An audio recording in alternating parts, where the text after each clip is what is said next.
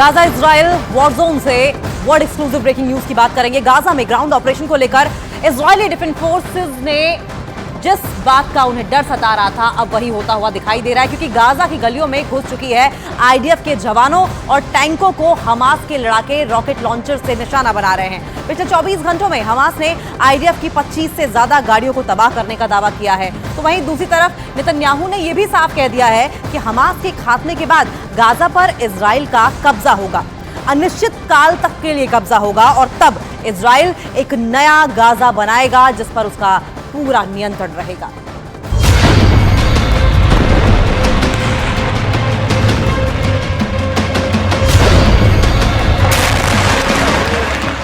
Gaza की गलियों में हमास के लड़ाके गेरिल्ला युद्ध लड़ रहे हैं।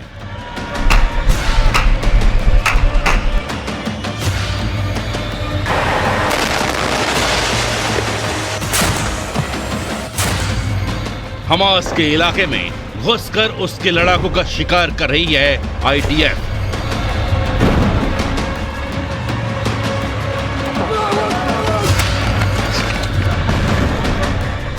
खुले मैदान में खड़े होकर हमास को ललकार रही है आईडीएफ और गाजा की गलियों में छिपकर आईडीएफ पर हमले कर रहे हैं हमास के लड़ाके।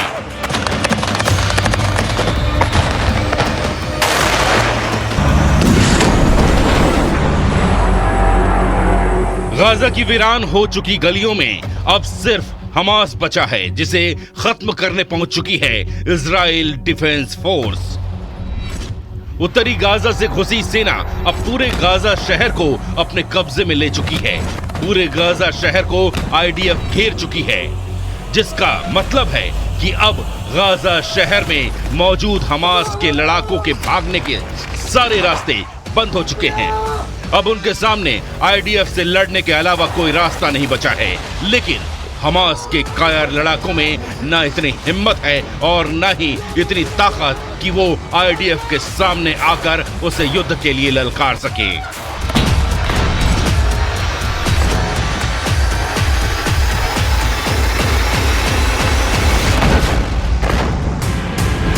इसीलिए हमास की अल कासम ब्रिगेड की लड़ाके गाजा की गलियों में छिपकर आईडीएफ के जवानों और टैंकों को रॉकेट लॉन्चर से हमले कर रहे हैं।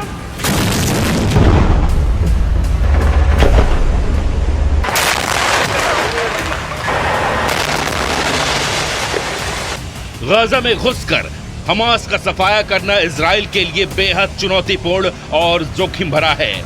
आईडीएफ जानती थी कि गाजा में घुसने पर वो चौतरफा हमास के निशाने पर होंगी, उन पर कहीं से भी हमला हो सकता है। लेकिन यही तो इजराइल की पहचान है। इजराइल ने उस लड़ाई को आजादी की दूसरी लड़ाई का नाम दिया है और कहा है कि ये यहूदियों का वजूद बचाने की जंग है। इसीलिए तमाम खतरों के बावजूद आईडीएफ हजारों जवानों, स्नाइपर्स यूनिट, पैराट्रूपर्स और सैकड़ों टैंकों के साथ गाजा में घुसकर ग्राउंड ऑपरेशन को अंजाम दे रही है।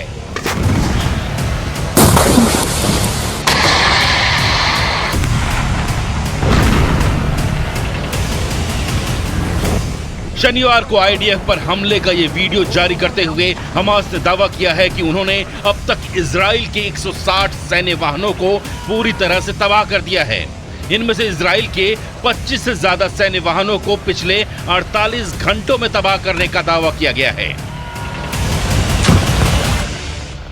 تدمير أكثر من 160 آلية عسكرية صهيونية تدميرا كليا أو جزئيا منذ بدء العدوان البري للعدو، منها أكثر من 25 آلية خلال 48 ساعة الأخيرة في مواجهة غير متكافئة، لكنها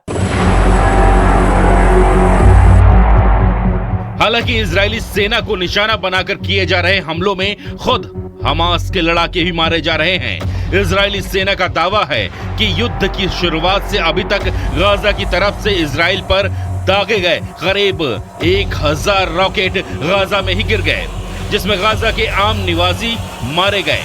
उधर इजराइल के पीएम बेंयामिन नेतन्याहू ने एक बार फिर अपना प्रण दोहराते हुए कहा कि गाजा से हमास का नामो निशान मिटा देने तक इजराइल की सेना चैन की सांस नहीं लेगी। המלחמה נגד חמאס דאעש מתקדמת במלוא עוצמתה, ויש לה מטרה אחת, לנצח. כוחות צה"ל השלימו את כיתור העיר עזה, הם פועלים בלב העיר, הם בפאתי בית החולים שיפא, הם חיסלו אלפי מחבלים, כולל מפקדים בכירים ורבי מרצחים, שהיו בין אלה שהובילו את הטבח הנורא הזה एक महीने की बमबारी में इजराइल ने गाजा को जिस पाषाण युग में पहुंचा दिया है, वहां से दोबारा सब कुछ सामान्य कर पाना अकेले गाजा वासियों के बस की बात नहीं है। इसीलिए इजराइल ने तय कर लिया है कि वो पहले गाजा की ईंट से ईंट बजाएगा और हमास का हर निशान मिटा देने के बाद नया गाजा बनाएगा। ऐसा गाजा जिसका कंट्रोल हमेशा के लिए इजराइल के हाथों में रहेगा और गाजा की धरती से फिर कभी एक भी रॉकेट इजराइल की धरती पर नहीं गिरेगा। קודם כל אני חוזר ואומר, שליטה ביטחונית כוללת, עם יכולת להיכנס מתי שרוצים, כדי לחסל מחבלים שיכולים לצוץ מחדש, של צה"ל, של מדינת ישראל. עכשיו, זה, אני יכול להגיד לך מה לא יהיה. לא יהיה חמאס. इजराइल के प्रधानमंत्री नेतन्याहू ने दावा किया है कि युद्ध शुरू होने से लेकर अब तक हमास के 2000 लड़ाकों को ढेर कर दिया गया है, जिनमें हमास के सीनियर कमांडर भी शामिल थे। और जब तक गाजा में हमास का एक भी लड़ाका या कमांडर जिंदा है, तब तक गाजा का जरा